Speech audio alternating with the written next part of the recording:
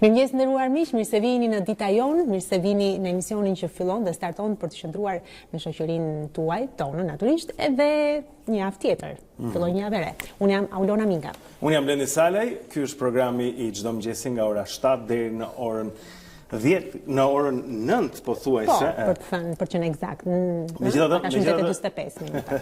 Sot është një javë mbas një fundjavë e cila me thënë drejtën nis e ftohtë në mëngjes, më duk sot kisha edhe dorezat, por ju mund të qëndroni ngrohtë në shtëpitë tuaja, ne do të kujdesemi për t'ju informuar e për t'ju sjell më të fundit që do të kemi sot në Dita Jonë. Këto janë disa nga titujt kryesor. Evakuohen 8 mësuesit e izoluar në thes, si dhe banorë të tjerë të cilët kishin nevojë për ndihmë mjekësore. Për nxjerrjen e tyre kanë ndërhyrë nga ajri forcat e ushtrisë, ndërsa në rrugë toksore është e pamundur ndihma për banorët e zonës, pasi trashësia e dëborës I kalon 1 metër. Sot program do të nisim edhe rubrikën hashtag me Geron Tachin, ku do të trajtojmë risit e fundit nga teknologjia. Të tënë do të flasim për makinat që drejtohen pa ndihmën e njeriut, gara e lëvizjes me inteligjencë artificiale ka nisur dhe është shumë e fortë. Shumë temë interesante do flasim për këto sot në Dita Jonë. Çfarë sjell kjo javë e re në arenën e politikës shqiptare? Për të folur mbi sa pritet të ndodh politikisht në ditët në vazhdim, do të kemi në studio gazetare nga 2 CNN Merita Haklaj. Okej, shumë mirë. Këto do të jenë disa prej titujve, jo të gjithë titujt që do të kemi sot në Dita Jonë. Programi është I mbushur plot me informacion, duke nisur që nga ato çfarë kanë ndodhur në datën 14 janar ndër vite. Nisim tani atë që është kjo datë në histori ose të ndryshe në formë kalendarit historik. Po. Atëherë shkojmë në vitin 1832. Ky është viti kur shkrimtari I njohur amerikan Edgar Allan Poe shkroi tregimin e tij të parë të shkurtër me titullin Metzengerstein. Poe e vijoi këtë fillim me vepra të brillante që e futën në panteonin e shkrimtarëve të mëdhenj. E vështirë ajo, Shumë e vështirë. Në vitin 1953, në një ditë si kjo, pra në 14 janar, Josip Broz Tito merr detyrën si presidenti I parë I Federatës së dikurshme Jugosllavie. Eci mëtej, në vitin 1954, aktoria e njohur Marilyn Monroe martohet me yllin e sportit të baseballin, Joe DiMaggio. Jam pikërisht në këtë foto. Ishte romanca epike amerikane, një sportist I gjatë, brun dhe blondina bombe Hollywoodit që martoheshin pas 2 vitesh të dashuruar. Megjithatë, pa mbaruar mirë muaji I artit, lidhja mes tyre shfaqi kriset e para. E çuditshme për Marilyn Monroe në fakt. Në 1973, në 14 janar, koncerti Elvis Presley nga Hawaii transmetohet drejt për drejt me satelit, duke vendosur një rekord të shikueshmërisë televizive në rang botror. Koncerti ishte I pari I këtij lloji në këtë shkallë të madhe nga një solist. Ecim mëtej në fakt I ditëlindjet, po e vërtet. Do të shkojmë shumë brapa në kohë. Jemi në erën tonë apo para erës sonë? Në 83, kur ka lindur Mark Antony, general, isha për pak duke thënë Mark Antony dhe për ta ngatuar me këngëtarin, pra general romak I cili luajti rol të rëndësishëm në transformimin e Republikës së Romës nga oligarki në perandori autokratike. Ai njeh gjithashtu dhe për dashurinë e tij fankeqe, duhet të thënë me Kleopatrën. Është vërtet një nga legjendat e dashurisë. E vërtet. Në 1919 ka lindur në Itali politikani I njohur Giulio Andreotti. Andreotti u bë kryeministri 41 të Italisë dhe udhëheqësi I Partisë Demokracia Kristiane. Është njëri ndër kryeministrat më jetëgjatë që nga Bashkimi I Italisë dhe I dyti më jetëgjatë në detyrë pas luftës së dytë botërore. Do themi se rekordin e mban Silvio Berlusconi, si thonë ata meno male che Silvio c'è. Mirë, eci mëtej, në vitin 1969 lindi Dave Grohl, baterist I grupit Nirvana dhe më vonë vokalist I Foo Fighters. Këtu ka shumë pastaj për të thënë dhe për të treguar apo jo një nga legjendat edhe për grupin, sidomos për cilin ka qenë apo. Patjetër, Nirvana dhe Foo Fighters. Dave Grohl 50 vjeç sot. Ca njerëz nuk e besojnë, por është megjithatë është ende djalë. Me që jemi tek ditëlindjet, do dal pak nga skenari, sepse dje një nga kolegët tanë ka festuar ditëlindjen, është nga regjisorit Mersini, të cilit I urojmë edhe 100 dhe pse me një ditë vonesë, por që gjithsesi Mersin quhet apo jo. Mirë, edhe 100. Mersin edhe 100. Shumë mirë, kemi edhe një pyetje për ditën e sotme. Sot siç po e thonim pak më parë, do të takojmë për herë të parë në programin tonë Geron Tachin, I cili do të jetë pjesë e hashtag e bëjmë teknologjinë pjesë programit sepse është pjesë e jetëve tona dhe është e painjorueshme.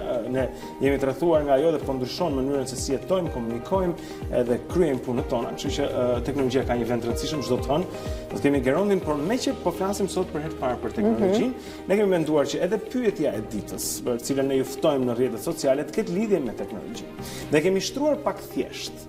Teknologjia, një e mirë apo një e keqe?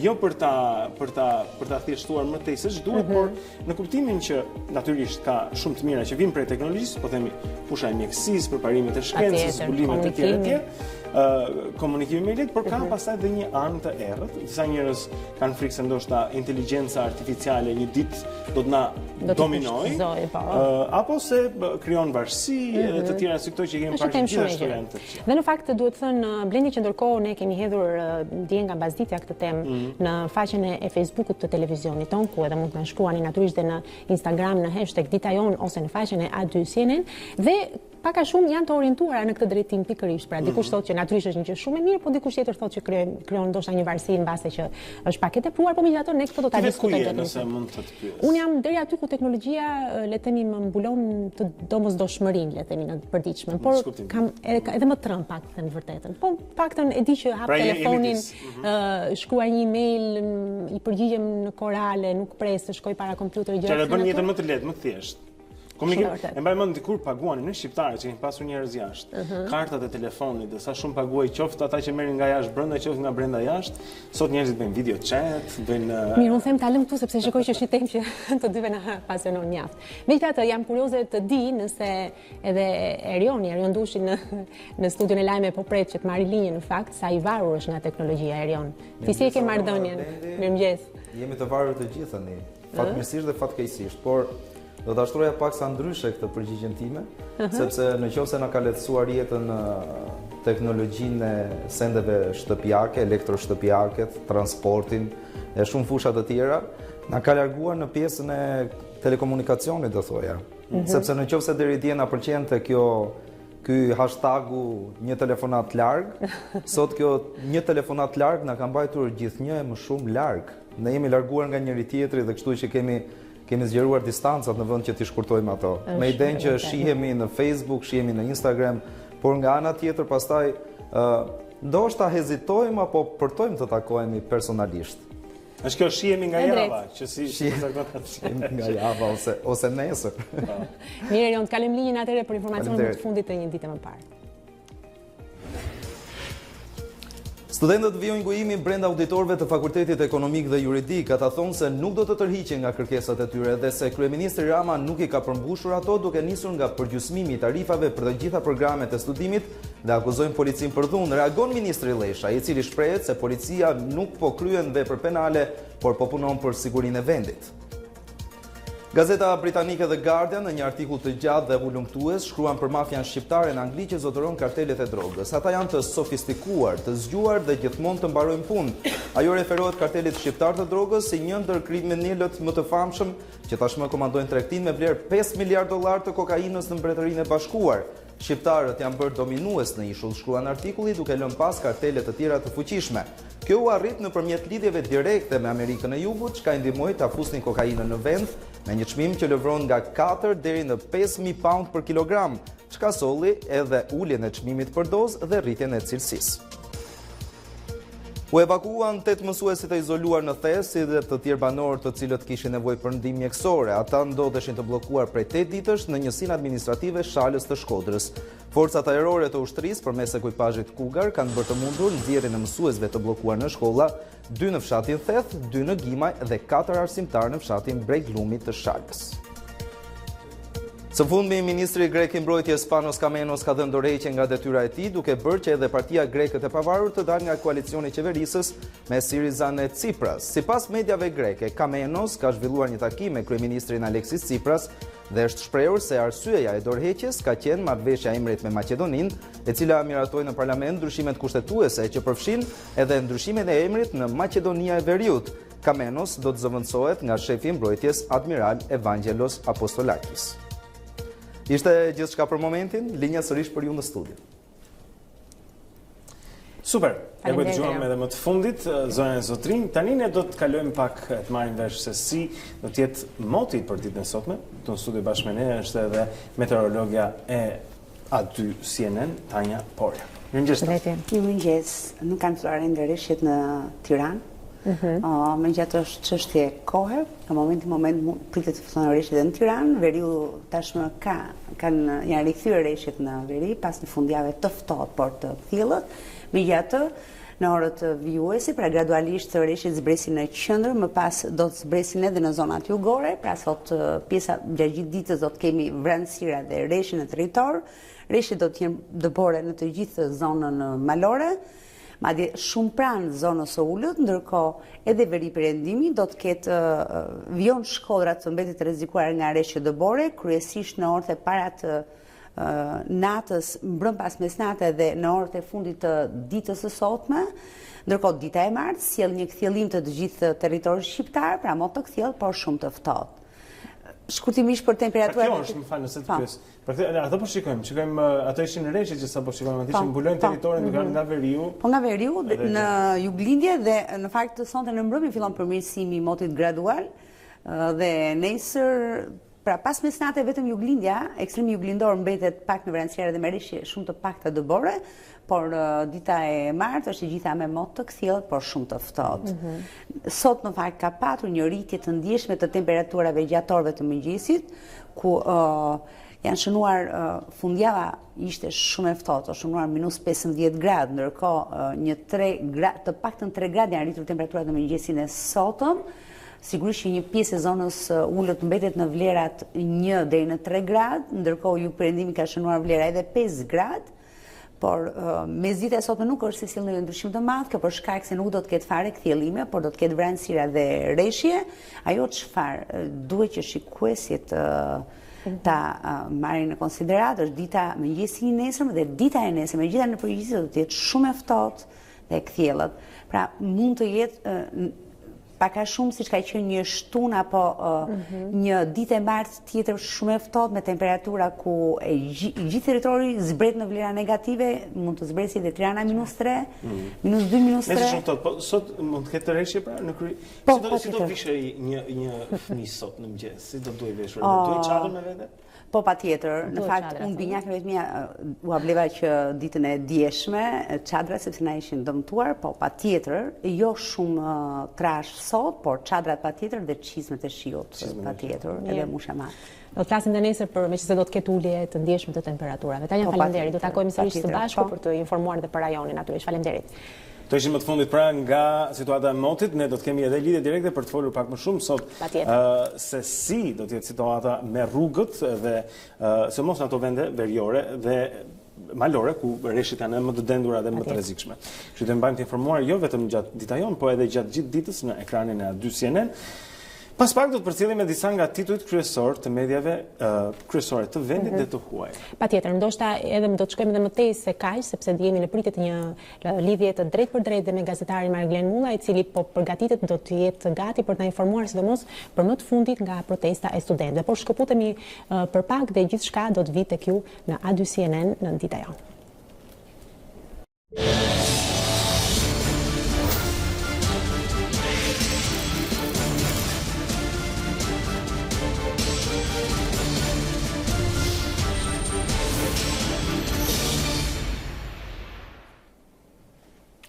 Ja ku jemi kthyer sërish drejt për drejt në Dita Jonë dhe tani është momenti për të patur një lidhje të drejt për drejt me gazetarin ton Marglen Mulla, i cili ndodhet në mos gaboj në fakultetin ekonomik, pra për të na përcjellë dhe për shkallëzimin e protestës së studentëve. Me sa dim jemi pikërisht në momentin kur studentët janë ngujuar në për pjesën më të madhe të fakulteteve. E vërtet, ndërkohë Marglen, përshëndetje, duam të dim cilat janë informacionet më të fundit, çfarë pritet të ndodhë sot.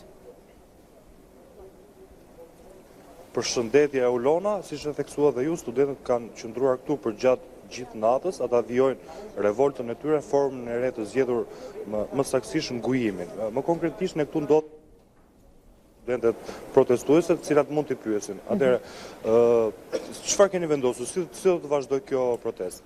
Atëherë, siç e shikoni, neve kemi një pjesë e madhe kanë ngujuar sot gjithë natën, edhe është vendosur që të ketë bojkot edhe ngujim Deri në plotësimin e pikave tona dhe ne nuk do të tërhiqemi, pasi kemi humbur 3 javë nga mësimi, edhe është domethënë s'kemi nxjerr asnjë pikë, as pikët më minimale dhe ndërkohë që neve jemi këtu akoma, domethënë kemi dalë tani, kemi ndetur deri në 4 mëngjesit në shkollë dhe prapë do vazhdojmë të rrim. Domethënë do bëjmë edhe bojkot edhe ngujim, të dyja së bashku. Është folur edhe që do vinë nga Ministria 2 përfaqësuesi dhe neve kemi vendosur, domethënë që të mos flasim fare me ta, sepse ata do mundohen të na përçajnë. Edhe vazhdimisht neve po bëjmë takime dhe mbledhje, edhe shumica e studentëve, domethënë një pjesë shumë e madhe, domethënë atyre që janë aty brenda, po mos thënë të gjithë, janë dakord, domethënë që të mos ketë mësim fare. Faleminderit. Edhe janë gati të mbasin edhe vitin shkollor, por nuk i leverdis asnjëri që ta bëjnë këtë gjë.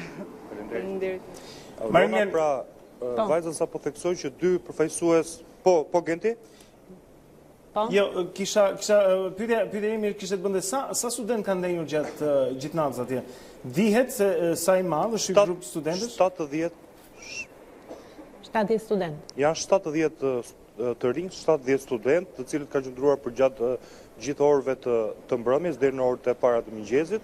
Duhet theksuar gjithashtu Aulona Genti që një numër i vogël, 10-15 persona, student nga Fakulteti i Mjekësisë ju bashkuan kolegëve të tyre themi kështu të ekonomikut dhe janë larguar në orët e para të mëngjesit për të vjuar dhe ata protestën e tyre në Fakultetin e Mjekësisë, ndërkohë që Universiteti Aleksandër Xhovani gjithashtu ka shpallur një protestë ditën e sotme në orën 9. Fakulteti i Mjekësisë, siç e theksova pak më lart, gjithashtu do të protestojë, nuk dihet ende nga Fakulteti i Korçës, Fanoli, nëse do ketë protestë sot ose jo, ndërkohë që studentët, një grup prej studentësh të Universitetit të Shkodrës ndodhen në Fakultetin e Juridikut, ku aty gjithashtu vijon një ngujim prej disa ditësh. Mariglen, në fakt pak... Vajza sa po na theksoi pak më parë që... Po, vazhdo, mund vazhdosh, Mariglen. Që 2 përfaqësues të Ministrisë së Financave dhe të Arsimit do të paraqiten këtu pranë sekretarateve për të informuar studentët rreth paketës së re të qeverisë. Po, pikërisht për këtë doja të pyesja Mariglen, sepse pra që ka deklaruar dhe kryeministri dje do të ketë 2 përfaqësues nga Ministria e Arsimit, nga Ministria e Financave pranë fakulteteve. Në fakt pak a shumë e tha dhe vajza e studentja që ti pyete pak më parë, por në fakt a ka një, le të themi, një reagim të pritshëm të studentëve kur këta 2 përfaqësues do të jenë nëpër fakultete, çfarë pritet të ndodhë në fakt?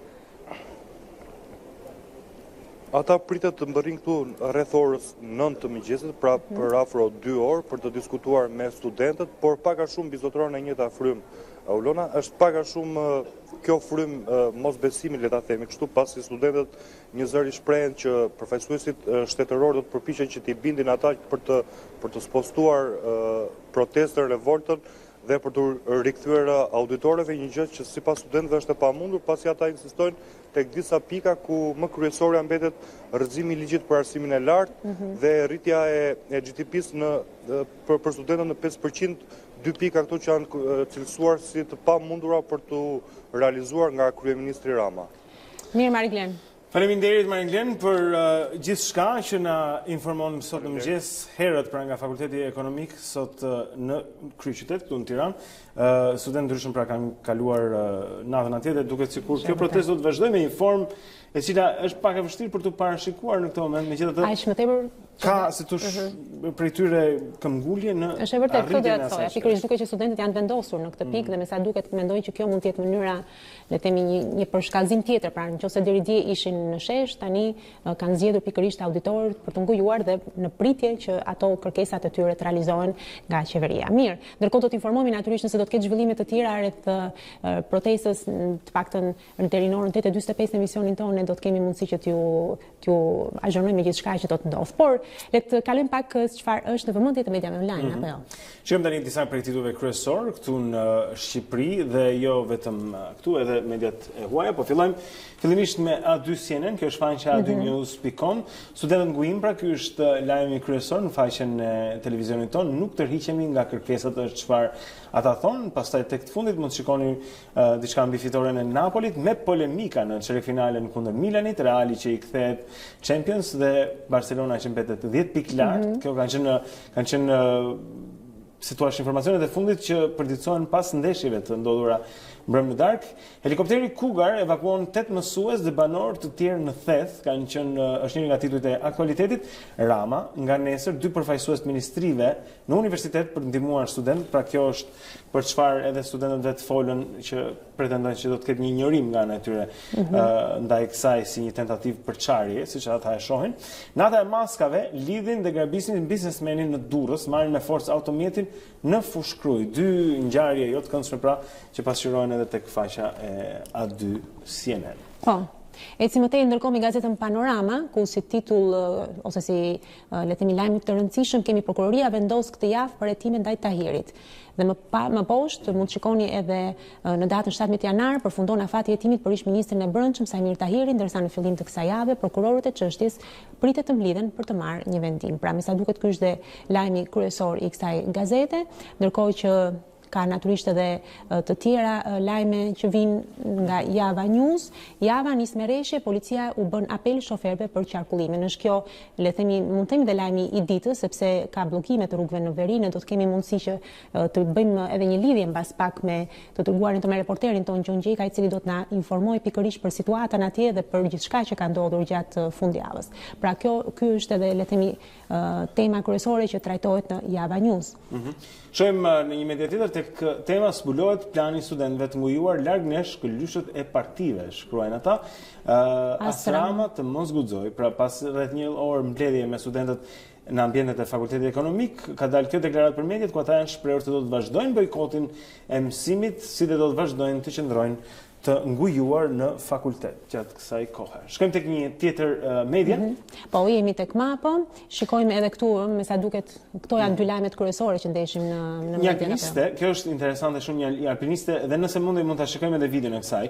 Një alpiniste 31 vjeçare ka rënë nga një lartësi duke pësuar plagë në trup, ka qenë në malin e Çikës në Vlorë, dhe pamjet tregojnë se si helikopteri, do të them që është një manovër jo e lehtë, ai ka mbajtur helikopterin thuajse pezull në mënyrë të tillë që ata të mund ta ngarkojnë, e kanë vishpin, po shikosh atje po, alpinisten e lënduar, edhe kjo është ky helikopter i drejtuar nga njëri prej pilotëve të forcave tona të armatosura, të cilët do të themi gjatë kësaj fundjave kanë qenë vërtet heronjësh për në gjithë territorin e vendit duke çuar edhe shikoni si po e mbajnë ndërkohë helikopterin. Absolutisht.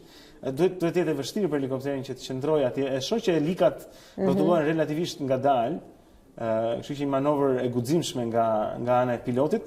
Kjo është vendosur online si video nga Ministra e Mbrojtjes Olta Xhaçka, edhe pastaj përhapur në mediat e ndryshme. Pra shikon një aventurë e vështirë në malin e Çikës, sport alpinizmi në temperatura të ulta, një rrëzim, plagosje dhe pastaj kjo ndihmë që vjen nga forcat e armatosura dhe kjo manovër e pilotimit të helikopterit që me thënë drejtën është mbreslënëse. Vërtet mbreslënëse. E rëndësishme është që gjithçka ka patur një fund pozitiv, apo kjo është më e rëndësishme dhe shumë mirë. Do të shkojmë më tej me mediat e ndryshme nga Gazeta Shqip. Po. Ecim, po, shikojmë lajmin kryesor, Maqedonia e Veriut rondit qeverinë greke, ikën ministri i mbrojtjes. Pra është dorëheqja që u dha kuvendi i Maqedonisë me 81 vota pro miratoi ndryshimin e kushtetuesës për t'i hapur rrugë zbatimit të marrëveshjes së Prespës, duke zgjidhur krizën 27 vjeçare me Greqinë, pasi zgjidhet automatikisht çështja e emrit me fqinjin ton lindor që do të quhet Republika e Maqedonisë së Veriut. Por kjo ka pasoja edhe në Greqi, me sa duket partia populiste atje pra do të dalë nga koalicioni. Shkojmë në Kosovë, këtu kemi Gazetën Ekspres, qeveria s'lëkundet, taksa ndaj Serbisë do të vazhdojë që të mbetet në fuqi, edhe pse vazhdimisht për Bashkimi Evropian ka bërë thirrje për heqjen e taksës 100% ndaj mallrave serbe. Qeveria e Kosovës qëndron e vendosur se vendimi hiqet vetëm atëherë kur Serbia ta njohi Republikën e Kosovës. Mirë, ecim më tej, CNN. CNN, lajm interesant CNN, sepse vazhdon bllokimi i administratës në Shtetet Bashkuara të Amerikës për shkak të ngërçit midis presidentit dhe demokratëve për murin ose financimin e murit. Megjithatë, lajmi kryesor në CNN.com sot në mëngjes është që një pasagjer ka arritur që të marrë një pistolet me vete, një armë me vete përmes kontrollit të sigurisë në aeroport, nga TSA, që është agjencia përkatëse, dhe ka fluturuar me këtë nga Atlanta për në Tokyo.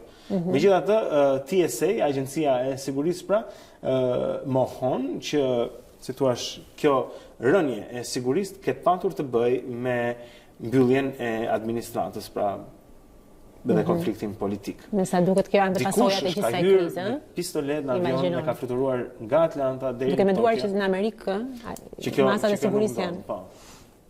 Gjithashtu kemi BBC-n, Theresa May thotë se në rast se nuk do të ketë një marrëveshje për të dalë nga Bashkimi Evropian, atëherë më të mëdhaja janë gjasat që të mos dalim fare nga Bashkimi Evropian. Të martën në Parlamentin Britanik do të mbahet një votë shumë e rëndësishme për të parë nëse marrëveshja që Theresa May ka siguruar me Bashkimin Evropian për daljen e Britanisë do të aprovohet apo jo, dhe në rast se nuk aprovohet, ajo paralajmëron se ka mundësi të mos ndodh fare pastaj një dalje dhe thotë se nëse vullneti i popullit britanik me referendum për të dalë nuk respektohet, kjo është katastrofike për politikën. Mirë, këto ishin edhe le të themi të fundit nga BBC, besoj që janë për momentin janë të fundit apo jo. Mendoj që e kemi kry, si thonë në përgjithësi këtu. Thjesht për të ngacmuar pak sa kuriozitetin e teleshikuesve, sepse pastaj natyrisht janë ata që zgjedhin se çfarë duat lexojnë dhe këtë besojnë në fundit.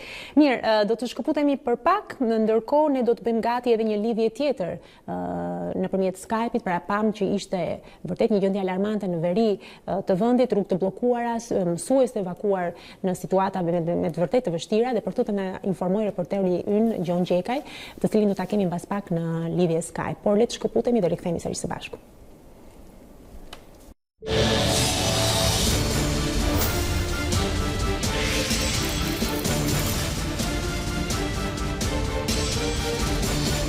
Herë në Dita Jonë, këtu në ekranin e A2CNN, unë jam Blendi Sale bashkë me kolegen Aulona Minga, çdo mëngjes me ju për t'ju informuar mbi më të fundit. Në fakt, ka qenë një situatë e rënduar nga ana e motit, kjo e fundjavës, ka pasur shumë rreqe, shumica prej tyre në zonat malore dhe në veri e kanë bërë edhe të vështirë jetën për banorët, për të arritur në qendra mjekësore apo në shkolla. Do të ndjekim këtë kronik të kolegëve tanë të A2CNN për të na futur në temën e vështirësive të motit dhe pastaj do të lidhemi direkt me kolegun ton në zonën e Shkodrës. Ndjek.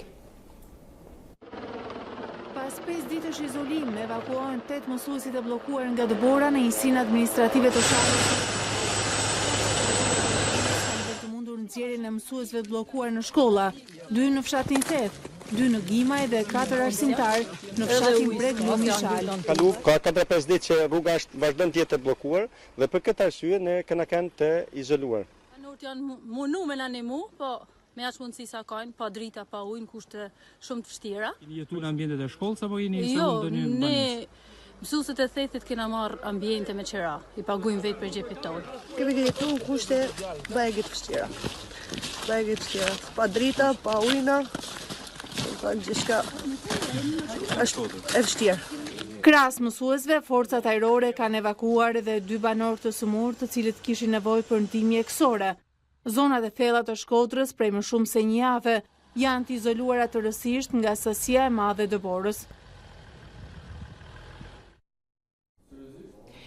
Ja ku jemi ndërkohë, kjo është dhe situata duke që është me të vërtet e rënduar, ka patur pra, siç e pamë nga kronika, evakuim të mësuesve të cilët ishin bllokuar në një zonë ku ishte pamundur që të ndërhyej ndryshe përveç se në ndihmën e forcave letemi me helikopter dhe ishte kjo ishte vetëm mënyrë për të shpëtuar ata. Kam reagimet. Çuan të gosat e Farkës, siç janë shprehur ndryshe.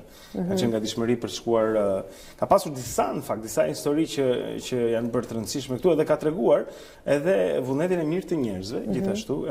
Pam një histori do ta trajtojmë pak më vonë, fakt, një infermier i cili kishte ecur për rreth 2 orë për të shërbyer një paciente që kishte nevojë për edhe jeta e së cilës vjen në rrezik për shkak të nevojave që kishte dhe ai ka ecur për rreth 2 orë në 1 metër dëbor për të arritur tek ajo dhe përfundimisht pastaj ka bërë të mundur që gjithçka të shkojë në bar për zonjën. Jemi ndërkohë në pritje që të lidhemi me E kemi. edhe pak të lidhemi me Gjon Gjeka, i cili ka raportuar pothuajse në kohë reale gjithçka që ka ndodhur në veri të vendit dhe na ka, le të themi, informuar se si po përjetohet atje nga banorët, por edhe në raste të tilla ekstreme siç pamë edhe në kronik, pra për shpëtimin në këtë rast të mësuesve, por jo vetëm të tyre, pra ka moti i rënduar. Ne ju kemi informuar pas herë edhe nëpërmjet meteorologës son Tanja Porja për situatën le të themi të motit në vend. Do të informojmë më pas edhe për atë në rajon, po me sa duket, siç tha dhe Tanja, ndoshta duhet bërë pak kujdes sepse nesër temperaturat do të ulen dhe shpresojmë vërtet që mos ketë probleme në zonën e veriut. Është situatë në vazhdime sipër kjo e temperaturave të ulta dhe rreshjeve, siç e kemi marrë vesh, pra moti do të jetë i paqëndrueshëm për shumicën e muajit janar, kështu që shpesh herë do të na duhet që t'ju mbajmë të informuar dhe të shikojmë tani bashkë me Gjon Gjekën në Shkodër se si paraqitet situata në momentet në cilat flasim. Gjon, na dëgjon? Mirëmëngjes. Po, mirëmëngjes. Mirëmëngjes Gjon. Atëre, nëse mund na thuash ku ndodhesh për momentin dhe shkurtimisht cili është, le të themi, bilanci i kësaj situate që po përjetohet atje në veri? Atëherë ngjarjet janë në zhvillim dhe nuk mund bëhet një bilanc në të momente, besoj, por një rezume të përgjithshme mund ta bëj për qarkun e Shkodrës. Unë ndodhem tani pranë prefekturës së qarkut të Shkodrës. Në fakt vazhdojnë situata tjetër të rënduar në qytet ka prani të Borës, pavarësisht se rrugët kryesore dhe trotuaret janë të pastruara tashmë, por problemi kryesor ndodhet atje në zonën e Dugaxhinit, ku ka patur edhe emergjenca shëndetësore, por edhe staf pedagogjik të bllokuar prej nëse një jave, të cilët ditën e djeshme, siç kemi raportuar, është bërë mundur edhe evakuimi i tyre për në qytetin e Shkodrës me anë të një helikopterit Kugar. Atje vazhdon që të bie borë, ndërkohë që sot në Shkodër, në qytet, është një tip shiu, po themi, por që mendoj që do të kthehet më vonë edhe borë pasi koha shumë e ftohtë. Siç thash, në zonën e Dugaxhinit, e cila lidhet me dy rrugë praktikisht, njëra nga ana Malësisë Madhe dhe tjetra nga ana e Shkodrës, nga Posriva. Nga ana e Malësisë Madhe, pra mes Bogës dhe Thethit, ka vende ku bora në lugina shkon nga 3 deri në 5 metër. Edhe për shkak të rënjes së disa ortegjeve, ndërsa nga pjesa poshtme, pra nga pjesa Posribës të lidhet me Shkodrën, po punohet me dy fadroma të mëdha, por sipas specialistëve pothuajse është e pamundur që të zhbllokohet deri në një moment që të mos vije më dëbor, sepse rruga është e ngushtë, është rrugë kaldrëm, po them, e pashtruar dhe është malore dhe shumë e vështirë. Zona atje është totalisht e bllokuar, pra janë 3 njësi administrative të bllokuara, pikërisht administrative Pult, Shoç dhe Shal. Kjo është pak a shumë një rezume për sa i përket qarkut të Shkodrës, ndërsa në zonën e Malësisë së Madhe, atje ku është një ndër bashkitë me pjesë territorit më të madh në Shqipëri, pra shtrihet nga kufiri i malin e Zi deri në që kufizohet me Shkodrën. Edhe atje është situata shumë e keqe, por është bërë e mundur që të hapen rrugët kryesore. Kanë ngelur vetëm 2 fshatra të izoluar për momentin në njësinë administrative Kelmend, pikërisht janë Nikçi dhe Vukli, të cilët komunikojnë me Plavën dhe Gucin. Po punot ka marrë kontakt me kryetarin e bashkisë së Malësisë së Madhe, zotin Tonin Margarina, i cili ka thënë që kemi angazhuar të gjitha forcat që të bëhet e mundur hapja e çdo fshati dhe çdo lagje. Kjo është. Okej, shumë unë do të pyesja vetëm për situatën përveç këtyre fshatrave, siç na raportove pra që janë në vështirësi në këto zonat malore. Situata me hapjen e rrugëve edhe për aty ku jetojnë më shumë njerëz, për zonat urbane, për qytetin, ka ndonjë vështirësi apo janë gjithë rrugët e hapura dhe funksionale tani që flasim? Do të them që mbase do të jetë hera e parë ose ndërherët e rralla që strukturat kanë funksionuar dhe kanë funksionuar mirë. Pra nuk ka asnjë lagje, asnjë vend, po them që e ka ngeli bllokuar apo ka vështirësi. Sepse kanë marrë masat të menjëhershme sapo ka filluar të bie borë. Fillimisht kanë hapur sigurisht rrugët kryesore, rrugët tek spitali, tek drejtoria e policisë, pa këta akse kyçe. pastaj është bërë mundur dhe hapja e rrugëve të tjera, është thellë krip në të gjitha segmentet, në çdo trotuar dhe nuk ka patur asnjë vështirësi për sa i përket paktën nëpër qytet, edhe njësitë administrative që janë fushore, përveç ka patur për disa orë një vështirësi për të Vilipoj, edhe aty pas ndërhyrjes është bërë mundur kalimi dhe çdo gjë është nën kontroll. Shumë faleminderit.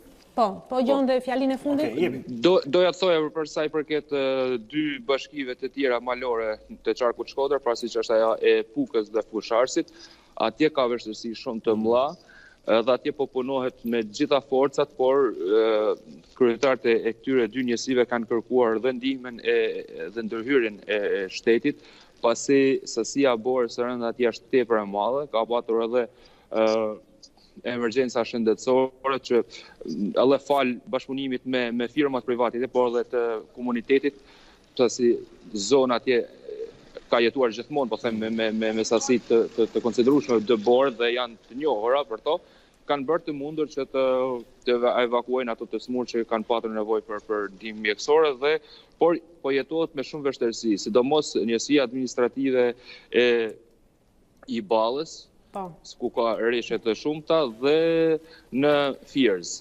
Fierza kam informacionet që është pothuajse e bllokuar. Gjonit, falenderojmë për këto informacione që na dhe, natyrisht do të kesh mundësi që edhe në edicionet e tjera të lajmeve na informosh dhe në kohë reale se çfarë po ndodh dhe nëse situata do të përkeqësohet. Faleminderit që ishe me. Patjetër. Faleminderit Gjon, unë dallova gjithsesi jo një, por disa shkodran me bicikleta, kështu që nuk i ndalon as moti i keq.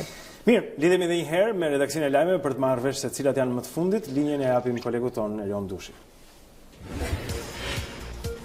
Përshëndetje, nga sot përfaqësues nga Ministria e Financave dhe Ministria e Arsimit do të vendosen pranë sekretariateve të universiteteve. Kjo gjë sipas kryeministrit do të bëhet për të asistuar studentët që duan shpjegime mbi vendimet e qeverisë. Lajmin e bëri të ditur vetë kryeministri Rama nëpërmjet një statusi në rrjetet sociale. 3 persona të veshur me uniform policie kanë grabitur një biznesmen në Shkozet të Durrësit. Mësohet se në kërcënimin e armës ata i kanë marrë atij rreth 10.000 euro. Sipas burimeve, 3 personat kanë kërcënuar dhe dhunuar biznesmenin, bashkëshorten dhe djalin e tyre të mitur. Ende nuk dihet identiteti i autorëve të grabitjes, ndërsa biznesmeni Kelmendi mësohet se merret me transport mallrash. Vjojme dhe tjera zhvillime, gazeta britanike The Guardian në një artikull të gjatë dhe hulumtues shkruan për mafian shqiptare në Angli që zotëron kartelet e drogës. Ata janë të sofistikuar, të zgjuar dhe gjithmonë të mbarojnë punë. Ajo i referohet kartelit shqiptar të drogës si një rrjet kriminal që tashmë komandon tregtin me vlerë $5 miliardë të kokainës në Mbretërinë e Bashkuar. Shqiptarët janë bërë dominues në ishull, shkruan artikulli, duke lënë pas kartelet të tjera të fuqishme. Kjo u arrit nëpërmjet lidhjeve direkte me Amerikën e Jugut, çka i ndihmoi ta fusnin kokainën në vend me një çmim që lëvron nga 4 deri në 5.000 pound për kilogram, çka solli edhe uljen e çmimit për dozë dhe rritjen e cilësisë. Ishte gjithçka për momentin. Linja sërish për ju në studio. Faleminderit Erion, morëm vesh edhe të përdisuar lajmet më të fundit. Tani do të shkojmë edhe një herë për të parë se si do të jetë moti sot jo vetëm në vendin tonë, për të gjithë rajonin dhe kontinentin evropian. I takojmë Tanja Porjan këtu në studio. Përshëndetje. Në fakt, para se të kalojmë tek rajonin përgjithësi, do thosha për Kosovën. Kosova sot paraqit në kushte problematike të motit, pasi do të dominohet nga rreshje dëbore me intensitet mesatare dhe lokalisht intensiv. Temperatura e sot në Kosovë janë rritur në mëngjes, mbeten konstante në mezit, por dita e nesme edhe në territorin e Kosovës, ashtu sikurse në të gjithë Ballkanin, në fakt ka një rënje me të paktën 5 gradë të temperatura, duke shkuar sërish në -13 apo -15 dhe në zona të thella edhe -16 gradë Celsius, kjo në territorin e Kosovës. Ndërkohë në rajon, fakt që mbrëm ka patur një sistem vranësirash të fuqishëm me rreshje kryesisht dëbore, të cilat kanë zbritur drejt, po zbresin gradualisht drejt jugut të Ballkanit. Aktualisht janë në rajonet Malizi, Shqipëri, por ditën e nesme do të jenë kryesisht mbi Greqi dhe Turqi. Ndërkohë, për sa i përket kontinentit evropian, vijon pjesa më e madhe e Europës paraqitet sot me rreshje kryesisht dëbore, pasi është Europa qendrore, lindore dhe juglindja. Vijon tjetë problematike zona e Alpeve dhe juglindja e Europës, ku rreshjet janë me intensitet kryesisht mesatar. Sigurisht që ka herë pas herë momente ku rreshjet janë intensive në Alpe dhe në juglindje, ndërsa kushtet më të favorshme në kontinentin evropian vijojnë të jenë në gatishtullin iberik dhe pjesërisht ishit britanik, ku në fakt edhe temperaturat sot në gatishtullin iberik janë më e ulta është -2, ndërkohë që maksimumi për sot të shkojë 17 apo 18 gradë Celsius. Ishit britanik gjatë ditës së sotme variojnë 4-5 gjatë mëngjesit dhe 8 apo 9 në mesditë. Krejt ndryshe situata në rajonin tonë ku temperaturat variojnë. Në Ballkan për shembull më të ultat janë diku tek -13 për ditën e sotme, por nesër diku prapë shkojmë te -17 apo -19 gradë Celsius. Ndërkohë në mesditë presim jo më shumë se 8 gradë. Ka shumë zona të Ballkanit, sigurisht që zona e Alpeve mbetet në vlerë negative, por ka shumë zona të Ballkanit të cilat edhe sot mbeten në vlerë negative diku tek -4 gradë Celsius. E këti që matet bëhen orare të ndryshme dhe ekstremet nuk mund të po themi përafrojnë, megjithatë shkosh nga -19 në Ballkan në +18 në gatishtullin iberik, thjesht nuk është e drejtë. Nuk është e drejtë, por ne shijojmë. Çfarë ka të drejtë në këtë botë që të jetë drejtë? Ishte drejtë që në dhjetor ne të kishim në nëntori dhe dhjetori, do ne të shkonim për të merrim rezervjellin në plazh, por do bëjmë si do bëjmë, sepse ne arritëm në gjysmë po, në gjysmën e dimrit. Spektër prej 32 gradësh brenda kontinentit. Faleminderit Tanja Pore. Faleminderit Tanja.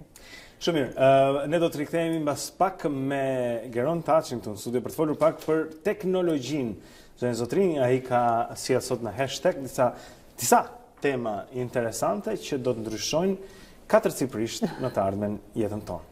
Pas pak.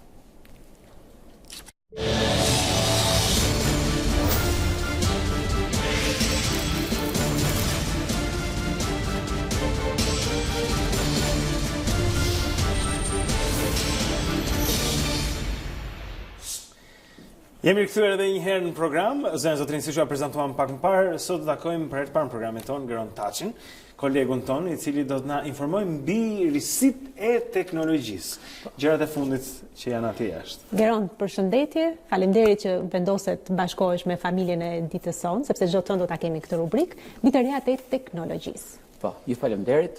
Kjo është hera parë që unë nga televizorit prezantoj. Mbase unë e di që ti për ty do të ishte më komode të ishe përpara kompjuterit tani se përpara kamerave, por që ja gjithmonë ka një herë të parë dhe jam i sigurt që do të pëlqejë. Po, faleminderit. Rubrika hashtag kryesisht do të merret me trehat e fundit të teknologjisë, do merret edhe me pjesën e IT-s, se si neve operojmë gjatë ditës tonë dhe këto pajisjet e reja inteligjente tashmë do përfshihen çdo ditë në jetën tonë përditshme.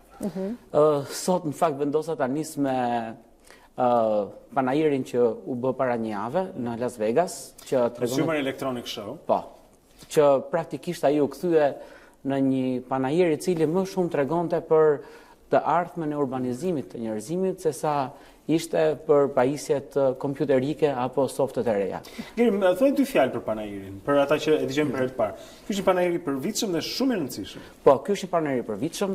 Kryesisht kompani dominante janë Google-i, Microsoft-i dhe startupet e reja, të cilat sjellin ide inovatore dhe ato përdorin termin disrupt, pra ndërprerje, dhe koncepti i ndërprerjes është që një teknologji aktuale si mund ta ndryshojmë dhe të japim komplet një drejtim tjetër. Kjo ndryshon dhe ekonominë pastaj. Pra, mjetet që deri dikur i përdornim, për shembull si po themi kompakt diskjet apo gjëra të kësaj natyre sot nuk i kemë më. Tash janë histori, domethënë mund të vinë në mur. Nuk përdoren më si më parë, tash ke streaming. Ndërkohë, Geron, le të komentojmë pikërisht për këtë. Po, sot do doja që të flisshim për transportin e të ardhmes. Ai që po shikojmë aktualisht është një projekt i Bensit, i cili pretendon që të ndërtojë një infrastrukturë e cila funksionon në mënyrë inteligjente, ku gjatë ditës njerëzit mund të hypin në atë makinë, e cila ka komplet shofer inteligjent që i çon për destinacione dhe gjatë ditës po njëta makinë duke i hequr pjesën e sipërme kthehet në furgon dhe transport madrash. Një sekondë, si quhet ky projekt i Mercedes? Ky quhet Urbanica. Okej. Dhe është mjaft e rëndësishme mënyra se si ato do operojnë. Kurse aktualisht këtu më shikojmë një projekt të Toyotës, e cila ka ndërtuar një shofer inteligjent, i cili arrin të detektojë rreziqet në rrugë dhe i merr kontrollin shoferit për ta shpëtuar. Pra kur ti thua shofer inteligjent, ky nuk është një njeri. Jo, nuk është një njeri. Inteligjencë artificiale. Po, është ndërtuar brenda makinës. Po, dhe është mjaft interesante, si projekt i parë u nis nga Tesla, është një kompani makinash e drejtuar nga Elon Musk dhe është shumë interesant sepse Elon Musk thotë kështu që në momentin që ti jep makina fillon të mësoj dhe të marrë eksperiencën tënde si shofer. Dhe sa më shpesh ti japësh makinës, aq më zonja, po themi, bëhet makina në gjatë rrugës. Pra makina, si thua, regjistron gjithçka që ti gjithë manovrimet e tua, shmanget e nevojshme, kalimet, dhe pastaj i përsërit. Më shpjegoni një gjë, se shikoj që ju të dy jeni shumë të informuar. Tani unë po luaj tamam përfaqësoj ata njerëz që janë të dhënë mbas këtyre gjërave, por që gjithsesi ngelen pak me të çuditur. Tani, e bukur kjo, makina pa shofer, duket pak si fantashkenci ato filmat që shikojmë të Hollywoodit. Po kur do hyj kjo? Do bëhet në realitet? Do hyj vërtet? Do bëhet pjesë e ditës sonë? Do arrim vërtet ta prekim kjo? Kjo ka fakte më fal, domethënë kjo ka rreth unë besoj, kjo ka nisur në 2005 si projekt. Ka nisur kur do zbatohet? Është zbatuar si projekt, aktualisht është zbatuar. Dhe do doja të shtoja që përveç pjesës që makina mëson nga ty, tani makinat kanë një qendër ku dërgojnë gjithë eksperjencat e veta të gjithë shoferëve të botës dhe të gjitha makinat tani mësojnë nga njëra tjetra. Dhe ajo bëhet për një herë inteligjente. Po përpiqem të imagjinoj këto makina në rrugët e Shqipërisë për shembull. Është kjo më e sigurt? Është kjo një armë më e sigurt? Patjetër që është më e sigurt, për shembull po të shikoni brapa meje, ajo ka një skaner, një lazer që skanon gjithë rrugën, detekton gjitha objektet dhe kalkulon në kohë reale se kush është qëllimi jot në rrugë dhe çfarë qëllimi ke për të kaluar rrugën, apo ti je duke e parë makinën ose jo, ose kush janë veprimet e tua të paparashikuara që mund të ndodhin në momentin kur makina po kalon. Nëse makina ime është inteligjente, pra dhe vetë drejtohet, a arrin ajo që të flas, apo si thua, komunikoj me makinat e tjera që janë në rrugë të shkëmbej informacion, për shembull, a e di ajo se sa shpejt dhe çfarë ka ndërmend të bëj makina para meje dhe makina pas meje? Po, patjetër që po, domethënë ky është projekti kaluar në vitin 2014 nga Tesla, e cila ka avancuar algoritmat në këtë pikë dhe përveç kësaj ekziston dhe një software që është ndërtuar nga dy grupe punet nga Universiteti Harvardit dhe një grup tjetër pune që është i MIT-s, i Massachusetts University of Technology, dhe ato kanë ndërtuar një software që quhet Perceptive Automata, dhe ky software ndihmon makinat që të bëhen inteligjente dhe të komunikojnë jo vetëm me njëra tjetrën, por edhe me pajisjet e tua në trup. Pra ato komunikojnë me celularin tënd, ku celulari ndihmon të japi koordinatat e tua apo ta thresësh makinën që të vitë të marrë. Interesant. Domethënë ata që janë të apasionuar dhe që kanë dëshirë që të japin makinës, dhe unë njoh shumë të tillë, duhet të harrojnë këtë kënaqësi në të ardhmen. Po, problemi është i thjeshtë sepse që kur Karl Benz demonstroi makinën e tij të parë në 1885 e përplasi atë në mur. Kështu që bashkë makinën doli edhe problemi, kështu që neve duhet heqim shoferët patjetër. Ecën në temë tjetër, taksit fluturuese. Po, taksit fluturuese janë Po e themi kështu sikur taksit fluturuese janë një gjë normale. Taksi fluturues. Ne tani po fluturojmë vërtet në një dimension tjetër. Absolutisht. Ky është një bashkëpunim, ky që po shikoni është bashkëpunim i kompanisë Bell dhe kompanisë Uber. Uber nisi si kompani e thjesht taksish, duke përfshirë njerëzit që punonin taksist për njëri tjetrin, por duke parë fitimet në këtë lloj biznesi, tani është bashkuar kompanisë Bell dhe të dy po ndërtojnë taksin fluturuese, me që pretendohet që do rritet mjaft densiteti i popullsisë në përgjithësinë kryesore të botës. Kështu që mos jemi më në trafik në rrugë, por ta shmangim trafikun duke ngritur mbi. Absolutisht, mbi të.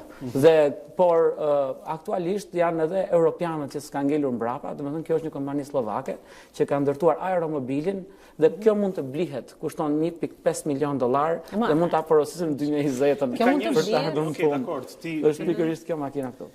Pra është e disponueshme. Po, është e disponueshme. Është makinë që palonset dhe pastaj hap krahët. Kjo makina hap krahët dhe ngrihet në fluturim dhe pastaj mund ta përdorë që ecën në rrugë. Sepse kam parë që ka dy versione të këtyre. Ka disa që përdorin, po themi, teknologjinë e helikopterit me helik, po disa tjera kthehen në avion të vegjël, tip Cessna të vegjël. I gjithë problemi te këto lloj makinash është ngritja vertikale. Domethënë sa është e mundur që makina të ngrihet vertikalisht dhe të ulet vertikalisht, pa patur pistë.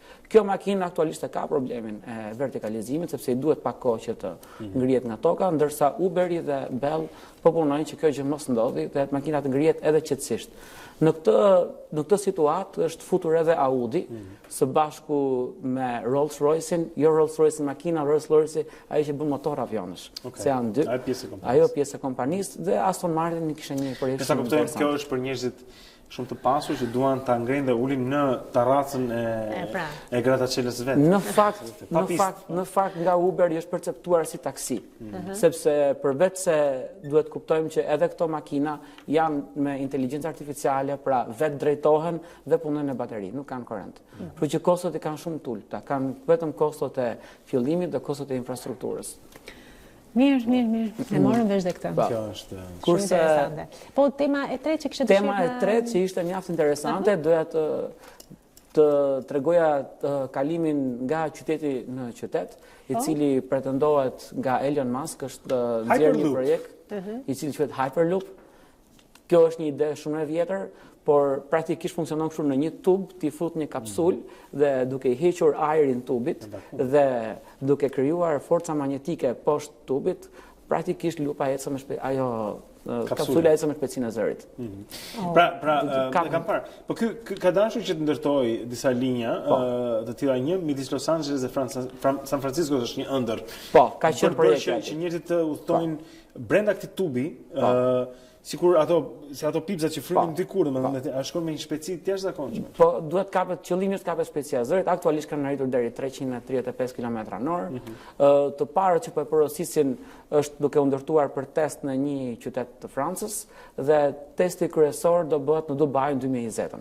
Dhe është porositur projekti dhe në fakt nuk është Elon Musk që po e ndërton, po e ndërton Virgin, e cila është kompania parë, është kompania erore, e cila ka parë interesin që shikoj se mund të transportojmë njerëzit edhe me tub për më shpejt, domethënë. Pra në të ardhmen ne do të udhtojmë me kapsula brenda tubash, apo në taksi që fluturojnë, apo në makina që vetë drejton. Po përveç kësaj edhe Hyperloopa do përdoret edhe për transportin e rënd. Pra nuk do kemi më kamiona nëse ky projekt realizohet. Pra ti i fut gjithë mallrat brenda tubit dhe Po nuk tubi të është dalë për ignorancë, do të tub gjigant. Po është tub gjigant, është si puna tapit që kalon gazin, ndërkohë që të kalon njerëz. Mua më duket shumë larg, megjithatë ju thoni që është një realitet i prekshëm. Po, ky është realitet i prekshëm. Testet e para mund t'i shikojmë direkte, nuk e di, a mund ta nxjerrë regjia. Po. Kjo është shumë interesante, çështja e kësaj. Njëra ndër gjërat që Elon Musk thoshte për çështjen e Hyperloopit është që është edhe më e sigurt nga terrorizmi apo diçka tjetër, për shkak se gjitha është, si thua, e fshehur nën tokë. Ti nuk e di eksaktësisht se ku ndodhet. Në fakt Hyperloopi mund ndërtohet sipër tokës apo nën tokës. Është sipas projektit. Domethënë, ky është një demonstrim se si mund të transportojë mallrat e rënda me Hyperloop. Por kjo ka dalë si nevojë e e-commerce-it. Në momentin që ka filluar tregtia online, atëherë kjo është një përgjigje se si ne mund të çojmë mallrat nga një shtet në një shtet tjetër me një klik. Mirë, ja ku të çon teknologjia, mësuam shumë në fakt sot, siç thotë edhe Geri me drejt, neve mbase na duket si vërtet si diçka jashtë realitetit, po me sa duket po bëhet realitet dhe ndoshta kjo do të jetë bota e të ardhmes dhe nuk do të çudi, nuk e di sa do ta arrim ne, do të arrim ne presion.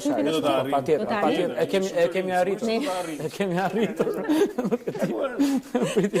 Ja, po sypa një në atë taksin fluturuese, nuk jam shumë intriguar me sa. Gjeni vërtet faleminderit sepse vërtet na dhe informacion interesant. Natyrisht në tjetër presim të na thuash.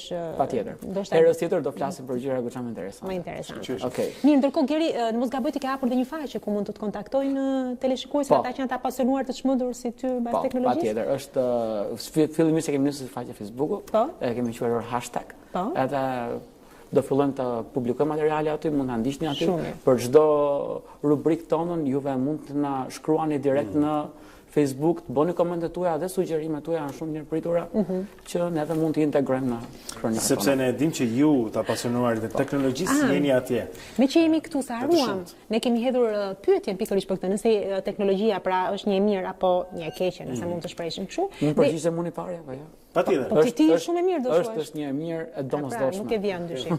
Një e mirë dhe e domosdoshme. Për shembull, Arbeni na shkruan, është një e mirë me helm teknologjia e sotme, po të mos që televizioni, unë nuk do të kisha punuar kur në televizion, po të mos që Facebooku nuk do të isha rikthyer përsëri në televizion. Është një arsyetim që ai bën. Gjithashtu Ardiani thotë një keqe domosdoshme, mjafton të ulesh në një kafe dhe shikon. Dy të dashuruar që presin të martohen kur pinë kafe, i kanë syt në smartphone-in e tyre. Ulesh në kafe me nusen dhe në vend të bisedosh për hallet dhe problemet që ke, ajo do të shikojë se sa like ka marrë në Facebook. Ka të drejtë. Nga Sui që ka shkruar atje, thotë shumë e mirë nëse përdor dhe nuk e lejon të përdor, thjesht një instrument praktik.